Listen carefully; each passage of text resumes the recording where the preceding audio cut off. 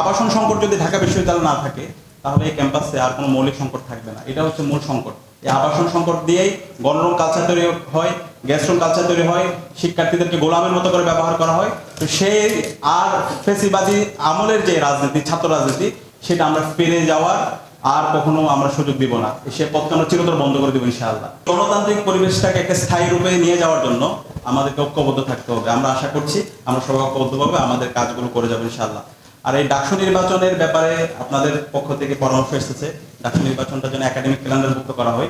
আমাদের যে দ্বিতীয় কার্যনির্বাহী মিটিং ছিল, সেই নির্বাহী মিটিংয়ে সর্বসম্মতিক্রমে সেটা পাস হয়েছে। আমরা ইতিমধ্যে বিশ্ববিদ্যালয় প্রশাসনের কাছে দিয়েছি এবং এটা ইতিমধ্যে একাডেমিক ক্যালেন্ডার যে কমিটি আছে সেখানে তালিকাভুক্ত হয়েছে এবং খুব দ্রুত সময়ের মধ্যে একটা তালিকা আকারে প্রকাশ হবে ইনশাআল্লাহ। এবং প্রতি বছর নির্ধারিত সময় ডাকসু নির্বাচন হবে।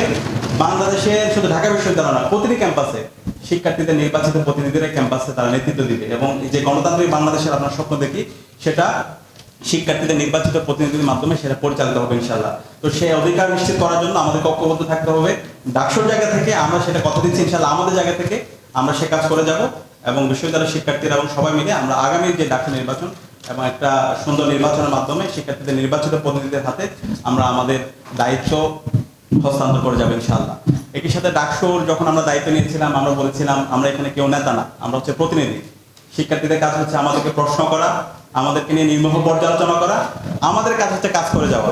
এবং আমরা সেই জায়গা থেকে আমরা প্রতিনিয়ত চেষ্টা করছি, কাজ করতে গিয়ে অনেক ভুল করছি। ভুল করলে আপনাদের কাছে ক্ষমা চেয়ে আমরা নিজেদেরকে সংশোধন করার চেষ্টা করছি। মানুষ হিসেবে ভুল হতেই পারে, আমরা আপনাদের পরিবারের অংশ। একই সাথে আমরা এটা বলতে পারি আমাদের চেষ্টার জায়গায় কোনো কমতি নেই, আমরা চেষ্টা করছি এবং ইনশাআল্লাহ আলহামদুলিল্লাহ গত 5 মাসে আমরা প্রত্যেকটা জায়গায় আমরা যতগুলো ইস্তেহার দিয়েছি আমরা সবাইকে সাথে নিয়ে প্রত্যেকটা প্রবলেম আমরা এড্রেস করার চেষ্টা করেছি। এবং ইতিমধ্যে আমাদের বিশ্ববিদ্যালয় থেকে আপনারা জানেন 2841 কোটি টাকার একটা অধিকতর উন্নয়ন প্রকল্প কাজ শুরু হয়েছে।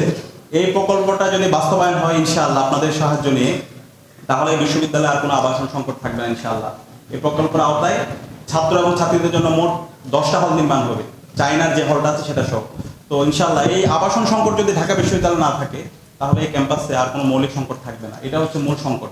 এই আবাসন সংকট দিয়েই গণরুম কালচার তৈরি হয়, গেস্ট রুম কালচার তৈরি হয়, শিক্ষার্থীদেরকে গোলামের মতো করে ব্যবহার করা হয়। তো সেই আর ফেসিবাদী আমলের যে রাজনীতি, ছাত্র রাজনীতি, সেটা আমরা ফিরে যাওয়ার আর কখনো আমরা সুযোগ দিব না। সে পথকে আমরা চিরতর বন্ধ করে দেবো ইনশাআল্লাহ।